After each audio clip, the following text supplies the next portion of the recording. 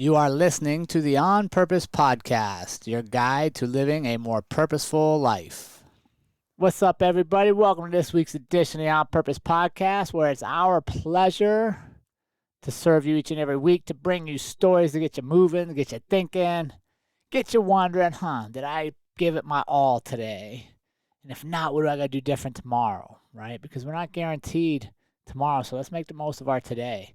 And I want to thank you for being here, and we can't do it without you. This week's episode is coming to you from the beautiful Black Hills in Wyoming, which a lot of people don't realize. Actually, Wyoming has a little sliver of the Black Hills. You think the Black Hills, you think of South Dakota, Mount Rushmore. If you've ever driven on I-90, you think of the Wall Drug, because you get those crazy signs for like thousands of miles, it feels like. But yeah, Wyoming has a little sliver, and it's where we spend most of our summer. And we can do stuff like this, record podcasts off-grid while immersed in the beauty of nature. So I hope your summer is going well. I hope you're getting time in nature to reflect, to ground, to reconnect, and maybe reevaluate what's really important for us and what's important for you and your families and the people you lead in your life. And let us know what you come up with. We're always excited to hear from our audience and from our listeners to see what's resonating with them, where they're going, what are some challenges. Maybe we've got somebody in the community that can help you out. So if you're fighting something, let's not do it alone. That's what this community is for. So let's get to this week's interview. I'm excited to sit down and talk with a man who knows what it means to push the limits, physically, mentally, and emotionally. Drew Mayne is a military veteran and ultra-endurance athlete who has conquered races like the Moab 240, Bigfoot 200, and the Monster 300-miler recently. But what really drew me to want to bring Drew Mayne on the show is that his journey is about a lot more than distance and racing. It's about fighting battles in life as well, overcoming addiction, surviving an overdose, and emerging as an advocate for mental health and plant-based medicine. Drew's story proves that no challenge is too great and no comeback is impossible if we stay in the fight. So get ready for a conversation about resilience, healing, and what it takes to keep moving forward when a lot of times it feels like we can't. But before I bring Drew on, do me a favor, get over to your favorite social media platforms, YouTube. Like, subscribe, share, give us some comments. Share your challenges. Share what you're getting from the episodes. Anything like a little comment does so much to help us grow and the algorithms that do control social media and who finds us. So do that. Like, subscribe, share, tell your friend about it. And now sit back and enjoy this week's conversation with my friend, Drew Mayne. Honor the Brave was founded by retired law enforcement officer Jeff Wolfgang and his wife Xana after Jeff was injured in the line of duty. It's their way of giving back to the first responder and military community through real estate. If you're a military or first responder, past or present, buying or selling a home, Honor the Brave connects you with trusted realtors nationwide and gives back through their Brave benefits. You receive an amount equivalent to 10% of your agent's commission as a thank you. An additional 5% goes to a charity you choose impacting first responders or military families, and you'll receive a handmade wooden flag honoring your service. Visit honorthebrave.com. We've got your six. Drew, my newest friend, finally I got you on the show. Welcome to the On Purpose Podcast. Thanks, Jerrod. It's great to come on. Drew, I'm excited to get to your story. You're somebody that I met through another friend, and I watched you when you didn't even know I was watching you because you were out at the Monster 300 and I was following the live tracking. And Tasha told me, follow my friend Drew. You're going to want to talk to him someday. And dude, I couldn't imagine going 300 miles self-propelled, only your shoes and your feet taking you. Yeah, that was definitely a wild one. Definitely the hardest one I've done to date. I think for many reasons. You get the desert, the mountains and all that, and but that was definitely a grind, that one. You put out a good reel on Instagram, or you were on a show and they put out a reel with you. I just shared that today. talking about like I think you had a broken toe or a broken foot or something. Well, yeah, so I didn't, it wasn't actually broken, but I thought so about 75 miles in. Yeah, 50, 75 miles in, it was actually, Tasha was actually at one of the aid stations, and my dad was there crewing me. She came over to check on my feet, and she was like, what the hell's going on with your foot? And I mean, it was like I had and it was funny because I had heat rash, but the thing was swollen like a balloon, like my left foot compared to the right. And I just said, "Oh, it's just heat rash." And but I knew something was going on with it. And I got to one point before a big climb, and I thought to myself, I was thinking a bone on the top of my foot might have, whether it was a stress fracture or a broken, like it was bad. But then I believe, after all of it, the thing was so swollen and just, painful that I couldn't figure it out. But I believe it was just like some sort of torn, ligament, like right where the ankle and the foot meet. Because then, it got to the point where, my foot, like every time I raised it, it wouldn't come up. I had like drop foot, so it would just stay down and it would get caught on rocks. And there were times I could just feel it, keep like Oh, tearing every time it would catch a rock. And I'm like, but I said to myself, I'm going to try to make it like 50 more miles so that if the medics start giving me a hard time, I can at least say, well, I just traveled 50 miles on it. And next thing you know, I'm like 250 miles in. And that's when I thought I made it that far. And I'm like, I could barely even walk. And that's when I sent,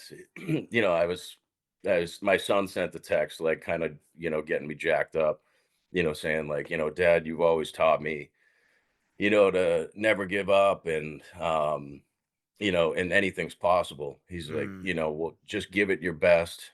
And that just got me all jacked up. I'm like, I don't care about the pain, but yeah, it was definitely interesting because I hadn't had anything like, obviously you have like the regular, aches and pains that come with an ultra. And even being you get to the point where sometimes you can barely walk, but yeah, this was it was different, but it was pretty cool to like, just have it happen and then overcome it, which, And that was the inaugural Monster 300, right? yeah, yeah, So you're yeah. always And part of the history of one, finishing the very first one they ever offered. yeah, yeah, it's pretty cool. Sometimes you think, oh, a lot of times I think the mentality is like, well, I'll wait, a couple of years till they kind of work out the kinks, because the first one is always like, there's usually, whatever, whoever's running the race, it's usually like a lack of food or whatever, just because they're trying to work out the kinks. Hmm. But I'm like, no, you know what? I'm going to do this one, the first year while I still can. And yeah, it was awesome. You know how insane that sounds that you're like, I just want to do 50 more miles and then I'll reevaluate. 50 miles, dude. Right? Yeah. And it's funny because I had my dad out there. Like I said, he's never seen any of these. Like my dad's a runner, and he's like, "You're crazy doing this stuff." And I say to him, like, "Dad, you're, I think you're crazy. You're almost, I think he's turning 70 this year, and he runs, about 6 miles every day." And I'm like, you know, Wow. that's a level of crazy too. That takes, to consistently do that every day. But he was out there. He's like, "This is just crazy. You guys are out of your mind." But you know, so Did he have a good yeah, time? yeah, he did. It was definitely. I think it was definitely a different experience for him. My little brother had told him before he came out, like, you realize you're going to be like out there, for a week, and so, but yeah, he had a good time. It was a good, it was a good like bonding moment, and it was cool because he got to run like it. So with like 3 miles left, you come out of the mountains and you hit the pavement, and I actually had Tasha pace me like the last section. Um, and so we come out of the mountains and this border patrol vehicle keeps passing by us. And I'm like, I start thinking like, back like it's 10 years ago. I'm like, is everything, is there anything I've done or anything, because they kept passing. And then finally, you know, they stop and my dad gets out of the vehicle So the border patrol, they dropped him out. They gave him a ride out there, and he got to do like the last few miles to the finish with me. So it was pretty. That was awesome. Oh, that's hilarious. All right, before Yeah. we get into too much of your story, Drew, I got to warm you up. We can't just jump in and go for the hard climb right off the bat, my friend. I got to get you warmed up. You ready for this? All right. All right, Drew, Let's do what's it. the best one word description of you? Hmm. Best one word description. Like I'd use a descriptive like perseverance. I'm trying to think. Like you got me on the spot. That's a good one. Um, Perseverance is yeah, good. yeah, That been with you throughout your life, you think? yeah. I mean, I've always been like I feel like I grew up playing hockey in like a big hockey area in Massachusetts, and I was never the most talented, but like just hard work has always been my thing. It's and I try to like instill that in the kids too. Um, and just like especially in my adult life, kind of overcoming a lot. I feel like it's just always the same. It's like, all right, just persevere through this. Like you get through the hard times, and keep going, and just get to the other side. So Mm, yeah, I'd say so. It's I always love been it. about like just hard work, All right. definitely. If your life has a theme song, what's your song? Jeez, these are good too. You got me. It's like I just got off a meeting. I'm in work mode. Theme song. I'd almost say like I just think like the maybe like the Rocky Dude, I theme was song. just thinking That's Rocky for you. that's just yeah, it just comes to mind, like when he keeps getting knocked down and keeps getting knocked down and then he just kind of rises. Yeah, I'd go with that. That's a good one. All right. Yeah. What's a favorite book or a book you read commonly? Mm. I get, I do a lot of I read a lot of like kind of feel like I lean towards like mindfulness and meditation books. But um I'd probably have to go with, just because I'm thinking like when I originally got started with running and whatnot. I think like Can't Hurt Me by Mm. Goggins. Like I got to give it to that really got me going. Like I was sitting, just because I can give you the story on it, but I was sitting in the VA hospital, and I remember I read that, and I was just in a rough place, Mm. and I needed just that real and raw, you know, view. That's just how I kind of work. I see how some people are like, oh, it's too much, but for me, it's exactly what I needed. So yeah, I'd go with that one. What was it? What was it about the book that hit you at that moment to get you to pick yourself up? Just seeing it's like anything, seeing somebody else who like overcame, you know, all the odds, and was able to do something. And there was something that really stuck with me about Goggins because like I realized I had this mindset even going into like, I went from running a 50K to Moab 240 and there was when he gives a speech one time, he says like he has this mentality like, what if? Like, what if I could do that? Mm. We're always thinking, and I've always done this, you start thinking of the issues that could arise. But then if you just keep like, what if I could pull that off? And like even when I first did Moab, it was just like a leap of faith, and it's like, well, what if I could do this? Like what other humans can do this, so why can't I? If I Mm. just put in the work. I love it. You get to have dinner with one person, Drew. Who do you want to have dinner with, and what are you going to ask them? Hmm. God, I'd almost want to make it too, but it's kind of under the general theme. I'd say like my grandfathers. And just like because they were both World War II veterans. And so I think to be able to sit down with them and like talk to them, now that I'm older and just really like pick their brain about what things were like back then and like what they used to overcome things. Just have like a ton of respect for them, like both World War II veterans. My One of my grandfathers was he was a cop for 35 years. um and yeah, just tons of respect for them, so definitely Yeah, go with that. yeah.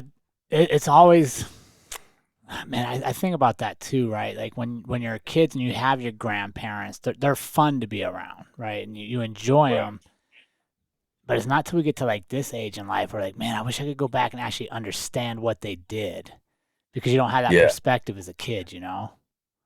Yeah. And it's almost taught me, like my dad coming out to Monster, was huge for me because like I had always thought like I'm telling you, like within a year prior, I was thinking, I was almost manifesting it just like I want my dad to be able to do this, with me. Cause a lot of times, you learn from other people, like they lose a parent. And then you start thinking like, man, I would have loved this, or I wish I could do this with them now.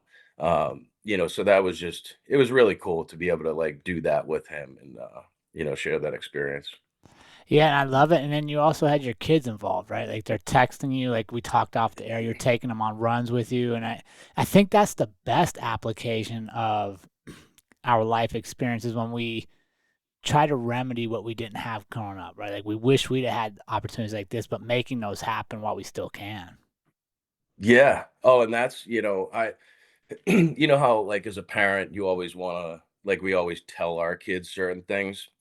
Well, I finally realized I'm like, well, you know what, with all this running, it's just kind of like to be able to like just show them, like lead by Mm, example, for and sure. kind of like, the whole do as I say, not as I do sort of thing. Like it's just, if they see that, they because I remember, I mean, for me, like growing up, I always remembered my dad going out for runs. I'm like, God, this guy, like, how does he do that? What Yeah. what is he doing?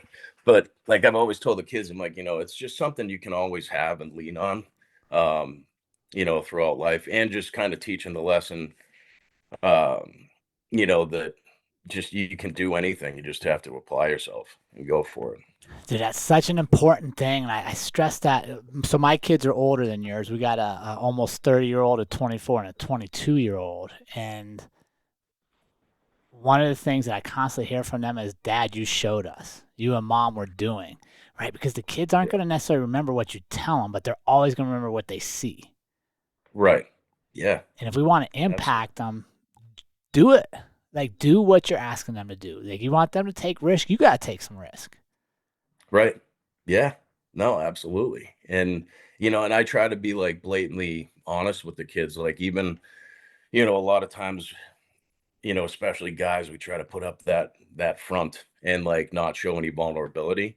But I've really the past few years, especially, I try to just like show that vulnerability and Mm-hmm. like, even, I'm in the process of like starting a business and doing like, a mindfulness meditation practice with clients. And I've there's days my son sees me working on certain things, and I talk to him about like, how fear has held me up on this like project for a couple years, because you start thinking like, well, what if this arises and or this comes up? It's going to be hard to do this, and is it too much of a risk? And so just being open with him and explaining that sort of stuff, I feel like that'll be helpful because we all have some sort of fear that arises at some point, but just to know that you're not alone in that, or if they say the kids look at me like, oh, he can do anything, Mm-hmm. but just to know that there's also that fear, so when it comes up for them, it's like, all right, I can have this fear, but I just have to like push through it. I think that there's a valuable lesson in that. Oh, it's huge, man. Who else is going to teach your kids that but you, Right. Yeah. right? It's nobody else's job. Yeah. Right. You want Yeah. courageous kids, be a courageous parent. You want courageous teams around you, be a courageous leader, right? It's contagious. And that's, Yeah. I think too many times we get in our own way, especially in today's age where we have so much information. We get so slowed down by always gathering information, we never take the action steps. Right. Yeah. And that's all it is. It's just like, it's just taking that action and then figuring it out along the way. It's like going out in an ultra. You just get the biggest thing is just getting to the start line. And then, you could be the most trained you've ever been in your life, and things will go south, but you just have to navigate it. So it's just about like getting to the start line. You take that first step and then just navigate things as they come. which I think is what's drawn me to trail running at this age of my life because I never really cared for running. Running my whole life, I've been an athlete, but running was either something we did to cut weight for fights Yeah. or as punishment because we didn't play our sport well. We had to go run extra, right? So it's Right. Yeah. never been my jam, but now I love it. And I think it's just what you said. One, it makes me want to quit a lot. So I have to face that part of me. And two, it allows me to problem solve because nothing's ever going to be perfect, which is a good Yeah. microcosm for how we should live life. Right. Yeah. And that the whole mentality, like, do hard things, it really does make life easier. Like, it makes everything in life easier or not seem as drastic. So like Mm, with, it's like you do these hard things and you're faced with these, you put yourself in these situations and you have to face challenges. So, and then I've noticed as things arise, real world life issues come up, they're just easier to deal with or navigate because you've been through mm. and put yourself in harder situations that you've made it through. So you have that um kind of like reassurance that, oh, okay, this was one of the hardest things I've ever had to do, but I found a way to do it. So, Mm. Yeah, it's well, you like Goggins. Goggins refers to it as a cookie jar, right? Like when things get dark, he goes back to past success, and if he knows if he did that, he can do this. yeah, right. Wh- Exactly. Which is, I think, is a mental training, right? And that's what we got to teach our kids and our younger generation. Is yeah, things are gonna be challenging, but pull your past success. Like train yourself to know what you've already done, not what you can't do. Right. Yeah, It's a definitely. skill, right? It's just like working out. You got to work your mind. Right. Yeah, absolutely. And it's like for me, like I just never bought into meditation really over the years. Like once I got out of the military, a lot of people are like, oh, you should meditate. And to me, I said the same thing that like people say to me this day. They're like, I can't get my mind to calm down. It's like, well, yeah, you and everyone else. And Right. that's not the point. But I've realized that like just like, when you go to the gym, you want to get physically stronger, you just, you do more reps. And the more reps you do, the stronger you get. And it really is the same thing, um, with the mental side too. Like, because the mind controls everything, Mm. yeah, the mind control, like a lot of people would say, well, the most important thing for an ultra is the physical part. It's like, no, I mean, because your mind needs to be right in order to, you know, do the physical part as well. Yeah, and I So, think that ties in so many things, right? Like you could have all the talent you want to start a business, but if your doesn't yeah. mind doesn't believe that you can be successful in a business, a lot of people never take action Yeah, or to right. write that And it's book yeah, or yeah, you know what I yeah, mean, it's anything. yeah, yeah. It's there's that like I've talked to a lot of people about it. It's like, you know, that sort of thing holds people up because you start, with social media and everything nowadays too, you start comparing yourself and it's subconscious too. It's like you start comparing yourself. Well, I haven't done, somebody could say like, well, I haven't done what Goggins has done, so I'm not really qualified to do this. And that imposter syndrome where it's just a lie. Um, but yeah, Yeah, so no, that's important. And I want to kind of talk to you about that, Drew, because you've overcome a lot, addiction, you know, being very open about your mental health struggles, coming back with the military, even hmm surviving an overdose at one point that you shared. What was yeah. what was the turning point for you to make you decide to fight for a different path? um, you know, I think it was actually pretty clear, like a clear moment where I decided like, all right, it's time to change. Like this isn't me. Um, and unfortunately, it took something that drastic, but it kind of makes sense because of my mentality. It's like just like it will take me a lot to break in an ultra, it'll take me a lot to change if I'm, Mm, on that other path. Like yeah, I just because being able to handle, I think a massive amount of pain that can be a positive or a negative thing. But um, yeah, I mean, when that happened to me, like when I spoke on the other podcast about the overdose, like it's interesting because I honestly maybe two people knew about that, and that was God 6, 7 years ago. It was a while ago, and they were really like for that long, nobody knew. And I was just keeping it real close, but like it was the thing is I finally decided I'm like, well, it's time to talk about it so that way somebody else sees that it can help them. But I think like waking up or like coming to after that, um,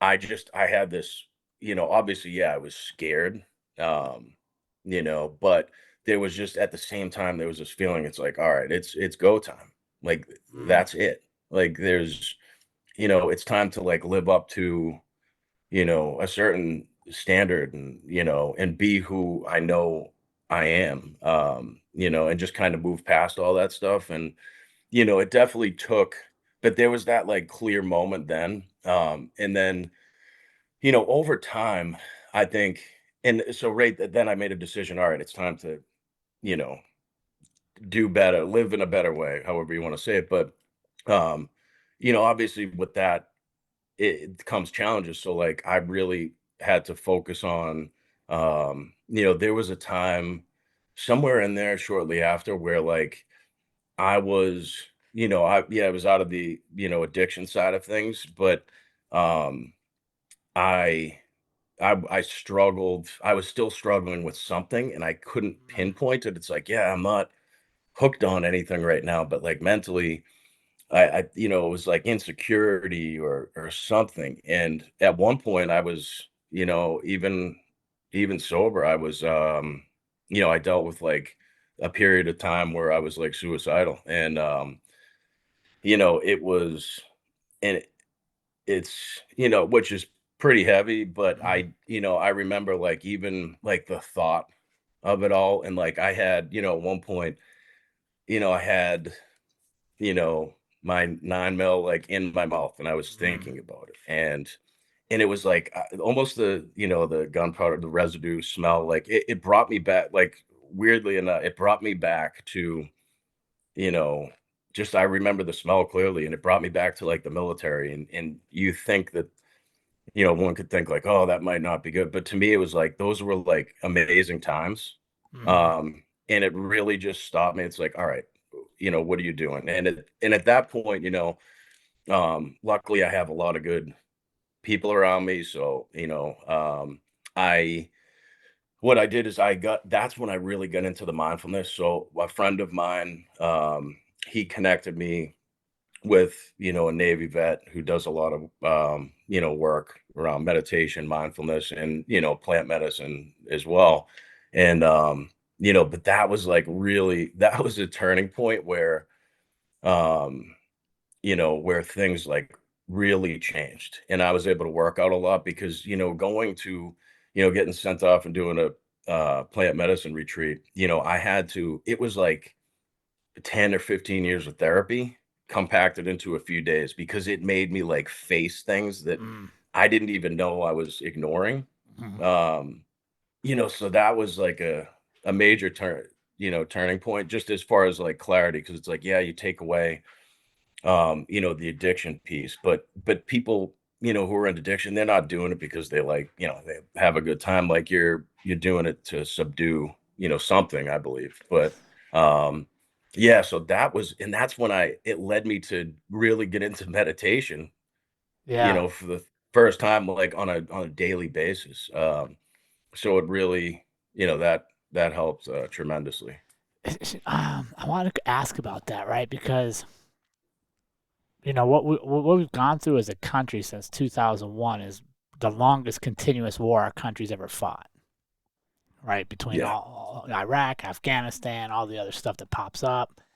And it's the yeah, first time ever that we've had like dads and sons fighting the same wars because they've gone so long. yeah, And I don't think we were prepared as a nation for the toll we were putting on our young people.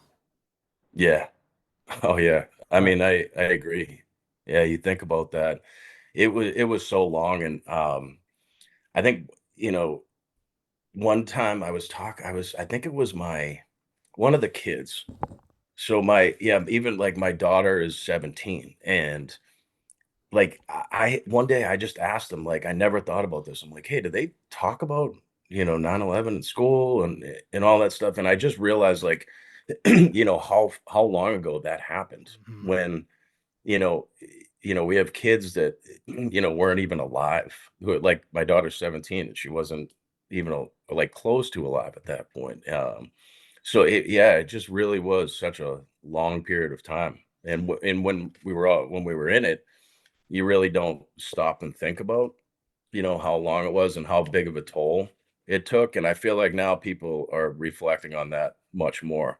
Um, Yeah, I think we're doing better, but there's still so much more we can do, right? Because yeah, one of the greatest asks we can have as a country is for young people to give up a substantial part of their life to go fight across the world on our behalf, and yeah, then bring them home and not have the best. Because when we send people over, we have the best technology, the best weapons, the best. We come home and then we don't have the best treatments. We don't have the best counseling. We make it hard for them to get, even though we know they're struggling. right. Yeah, and like one thing I noticed, which you would think would be pretty common sense, but so I went and got my master's degree in social work so I could be a therapist, at one point because I had all these ideas and just one very common sense thing is, all right, whatever branch you join, you go to boot camp, you go to basic training, whatever it is, and you learn to become, a war fighter. And but when you get out, the only thing there is, it's like you get this briefing and it's like, all right, don't beat your wife, don't kick the dog. Is everyone feeling all right? And of course, at that point, you're going to just say yes because you want to get home. Yeah. But I even thought I'm like, wow, there should just be something. If you train, say 12 weeks when you first get in the military, there should be some training to go back into the civilian world. That seems pretty common sense, but we still don't do it. But there's a lot Yeah. of I feel like one thing I've seen is there's a lot of you know, veterans and first responders like kind of stepping up and a lot of good nonprofits because it's like, all right, well, say the VA, for instance, it's like, so many people have had friends, pass away after coming home from Mhm. suicide or overdose and whatnot. And I think it's like, all right, well, the VA, if they're not the best at helping out, what can we do? Like, and so you see a lot of vets and first responders like starting nonprofits to help people and like kind of, leading the way on Yeah. that front. So I feel like it's, there's a lot more focus on it, now. Um, I think we have a lot and more information available and like even shows like this, right? Like one of the reasons I started this is when I left law enforcement early, retired earlier than most, is to still have a voice in the community, right? And to still yeah, make sure they understand that when it's time to hang up that badge and move on, there's plenty of your life to go. right. Right? You just got to get out Yeah. and live it. Yeah. You got to Very true. surround yourself with other people that are living it. And Yeah. don't take no for an answer. Like you said earlier, if somebody else can do some shit, I can do it. Right. Yeah.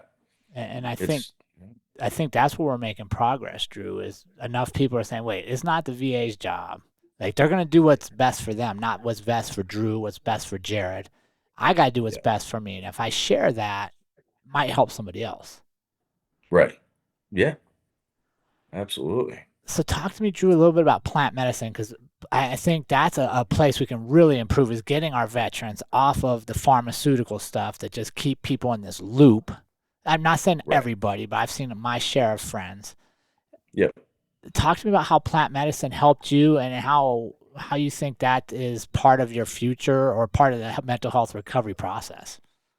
Yeah. I mean, like I think back to like when I got back from my last Iraq deployment and at one point I was prescribed and this is what led to my kind of like addiction downfall was, all these medications. I was like, yeah, I'm kind of, depressed, I'm anxious, and anything I'd say they just hand me a different pharmaceutical for, which and I didn't know any better, Yeah. so I'm like, "Okay, I'll listen to the doctor," and before you know it, I'm on, like, 10 different Mm. medications, like, to do everything, whether it's, like, to sleep, um, for anxiety, depression, like just every aspect of of life. I'm on a different pharmaceutical, and you know, that's when just life took a downturn, and I was almost like I was just like medicated and felt like a zombie that you know was just being subdued a little bit. Um, so then, after I ended up getting off all that stuff, and like to this day, I'm not prescribed one pharmaceutical, and like the thing is, I'm not saying there's not a place for it, for certain things, but for me, I just didn't need that. Like I Mm, needed to be outside, go for, workout, do meditation. Like I think that like thinking back, now it's like, okay, so I can do more with just like my breath. My breath can help me more nowadays than any of those ever did. So I was a little, at the beginning, there was some fear around, a few different things, like just mm, the general fear, like, oh, I know I'm gonna have to really face stuff. That, some stuff inside my head. And then and the fear of judgment, like, oh God, people are gonna think that's I'm going to do, drugs or whatever, because of, just the stigma that's on it. But like when I realized the person who suggested it to me, he's I've known him for years, and he's been clean and sober for like 26 years. And he's like, I think you should, try this. So, I connected with them, and what it did, like the first time I went, it felt like I had this 1,000-pound weight, off my shoulders. And I experienced the most relief that I had really in my entire life. And, going through the journey, I got this message like that everything's going to be all right. And I realized that like 99% of the stuff that I worry about on a daily basis, like it's not even reality. Like it's just all like made up, and the different fears or insecurities, that I had. So and it helped me like start moving towards a direction where like I can live my truth, mm. which is the goal for everyone. And I think, whether it's a lot of people try to like be a certain type of person to different groups, or like, and to fit in certain Yep. places. And it's like, if you just, we're all good enough, and it's just like realizing that and just being who you are, who you want to be. So yeah, it just helped me in so many different areas, like even my level of confidence. But I mean, the biggest thing is just relief, and then to be around like a bunch of grown men who are able to like be vulnerable and talk about certain things that we all thought we shouldn't talk about, or it doesn't Right. make you like a tough guy. It's yeah, it was helpful in so many different ways. And I think, as far as like my place in that, like I don't see myself ever really facilitating any of that. But like almost I think where I fit in is like between the therapy, that I went to school for, and I think I can help a lot of people with, the mindfulness and meditation aspect, whether it's you have the integration. Like, so if somebody came to me and they were like, hey, I want to do that, like I could help them with the pre and post integration, and then connect them with a reputable Hmm. source that I know is good. But I do think they're, breaking ground, because a lot of this, like, unfortunately, most of this stuff, like, for years, you can't technically do it in the US. So, you got these veterans and first responders who are, like, going down to Mexico and Yeah. in South America just to get help. So, I mean, it's good to see, like, I think, like, in Texas and Kentucky, they're doing a lot of, um, there's a big breakthrough on, like, ibogaine therapy, which, the people I've seen, it's like I'd say it's the most successful thing to help somebody who's in addiction, to the point Mhm. where like I'd be confident if one of my kids struggled one day, I would be okay with sending them to that. That's how much I believe in it. So yeah, Yeah, I watched Marcus Luttrell testifying about that process yeah, to the, I think it was like Texas state representatives or whatever. It's pretty powerful to hear him talk about what the traditional VA treatment options led in his life versus what this alternative did for him. yeah. Oh, definitely. And it's yeah, I think like people are finally becoming comfortable with talking about it. Because there's just that fear of judgment. Like, There's less, oh, yeah, especially for, I mean, think about especially for military and even more so for first responders. Because like if you have a cop who's still working, you know, the last thing they're gonna wanna do is like, there'll be so much fear around that. When the reality is it could make whoever that is, that much better at their job, well, if it makes and them give them a better, lot of relief. if it makes them better Yeah. in life, they're going to be better at their job. Yeah. You know what I mean? Like we try to, Yeah. I think that's probably one of the problems. We try to compartmentalize their life and their job. They're not. They're the same. Yeah. It's one human. Yeah. You're not going to thrive places unless you're thriving in all your places. Yeah. And I Yeah. think you hit on the head, right? There's that stigma around plant-based medicine and alternative medicine. So how do we continue to move past that, Drew? How do we make sure that our people that need some help realize there's other alternatives available? I think it's just to continue to talk about it and connect with people and just like be okay with it. Like even me doing this right, saying this stuff right now, I never thought I'd like openly talk about it on like a public platform, but Mm-hmm.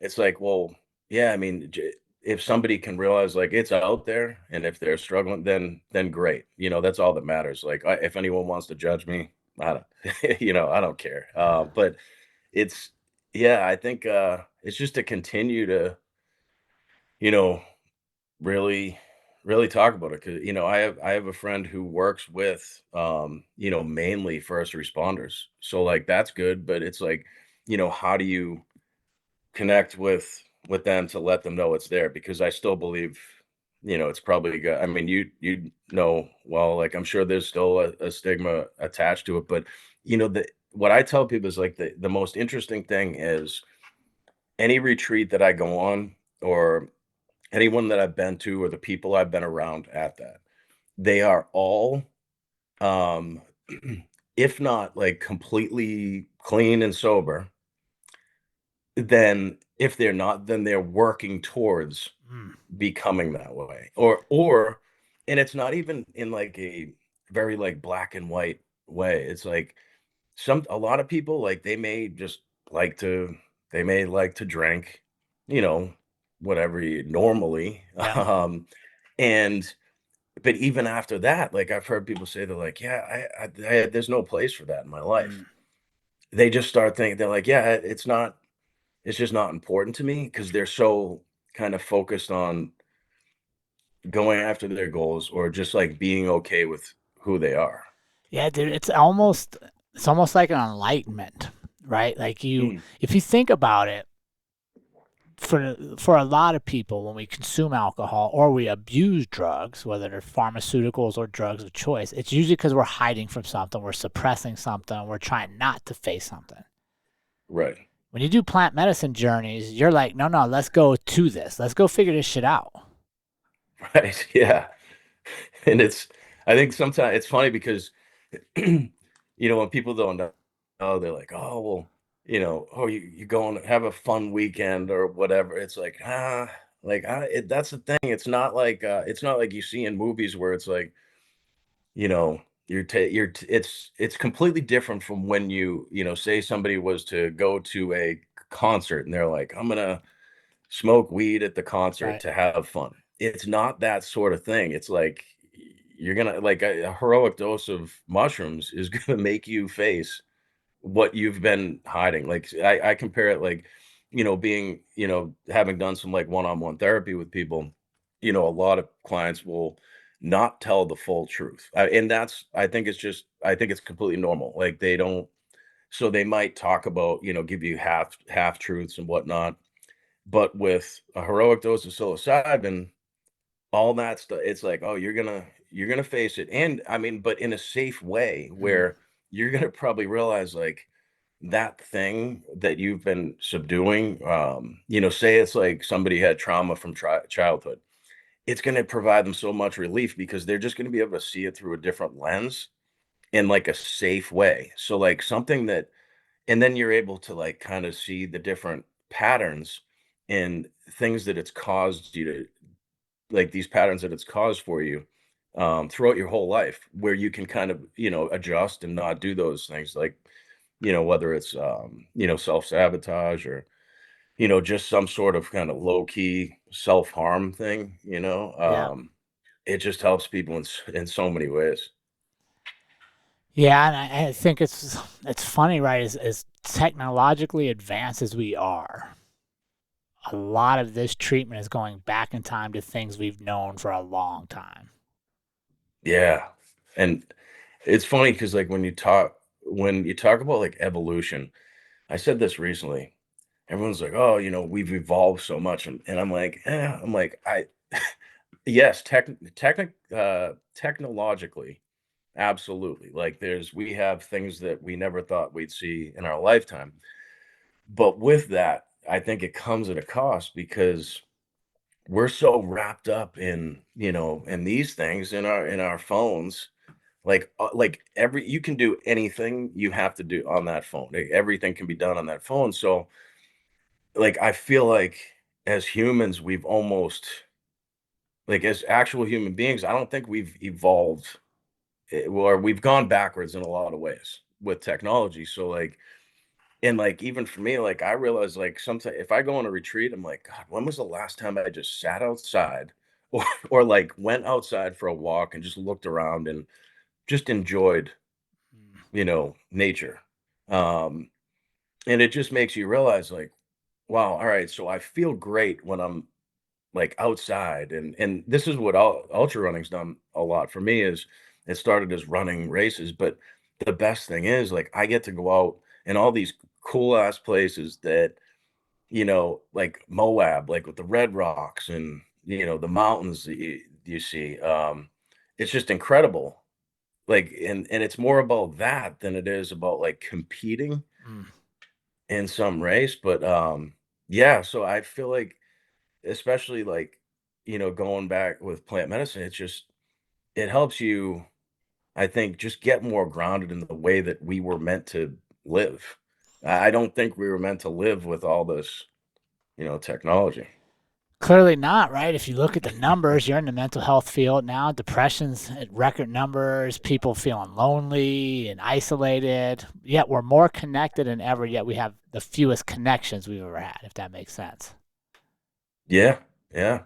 I mean, think about it. Everyone's like, we live more in this like virtual world, like social media, or like even if you think back, like if somebody, all these like dating apps and stuff, so people aren't even meeting each other out in society. It's just like there's this virtual world, and I think we spend more time in the virtual world than we do in reality. It's pretty, it's wild when you think about it. Yeah, and I think that's a trend that's going to change. I don't know how your kids are, but even my kids, which are a little older than yours, are much more in tune to being present, putting their phones down.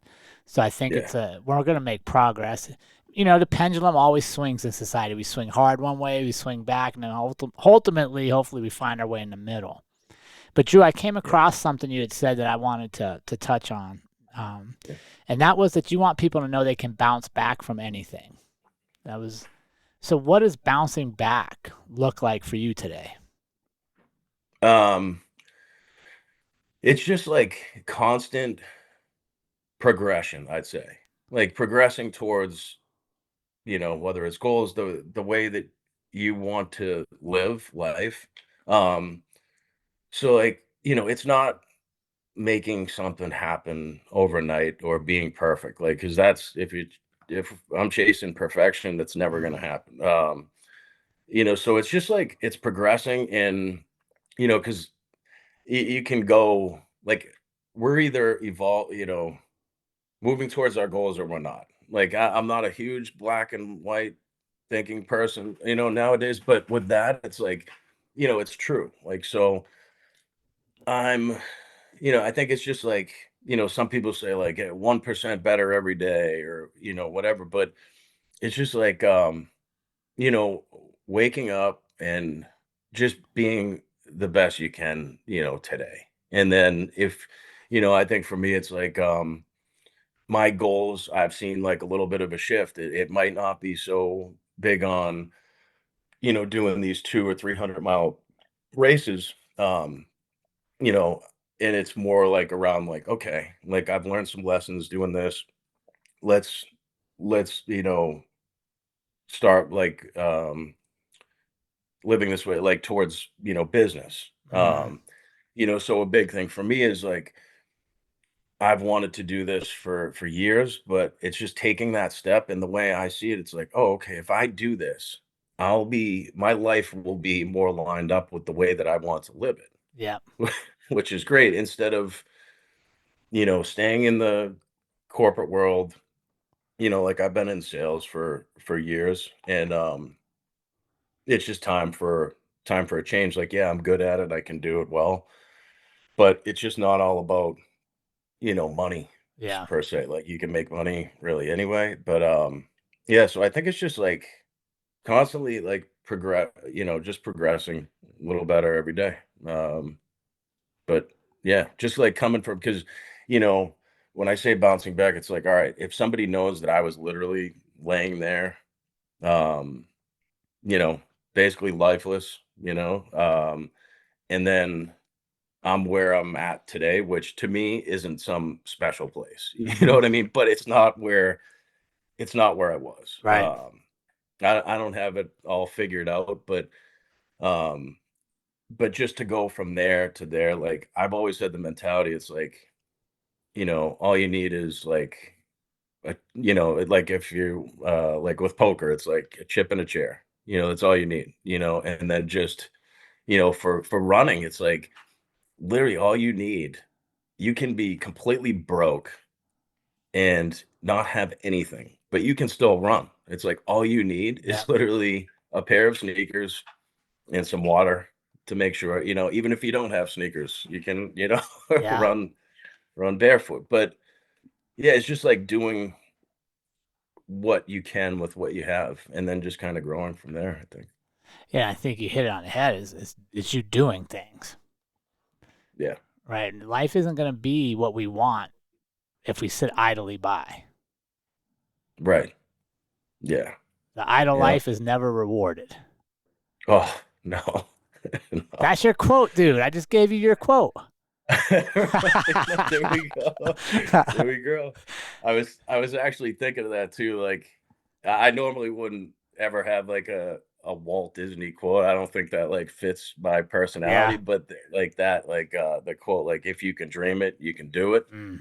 Walt Disney had said that like you know, yeah, within reason, it's true, but it just starts with, having the belief, and confidence in yourself. Mm. And that's the one thing, like, you know, I think it's just like it's really like you got to believe in yourself. It doesn't matter. Like I've had people who have believed in me, but I didn't believe in myself, and that doesn't do anything for Yep. me. Like people can believe all it's just like about like we have to believe, you know, in ourselves. Yeah, I think you said something earlier that is very true. One of the greatest ways I can start to believe in myself is by giving up this idea that I have to be perfect at anything. Yeah. Right? Right. One, perfection never happens. There's always ways to improve. But if I'm just in the process, I start to develop my belief because I challenged myself. I did something hard that day by taking a risk, believing that I could even do it. Yeah. Right. Yeah.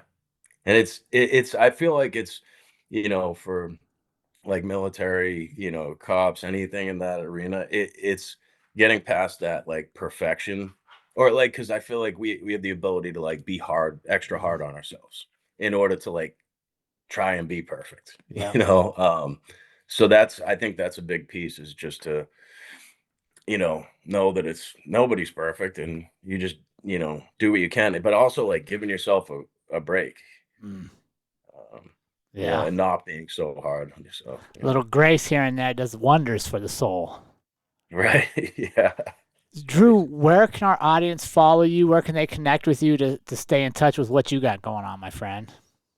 Yeah, so I mean, I'm on like Instagram. I think is at my last name. So it's Mayne Drew. It's Mayne, and then Drew.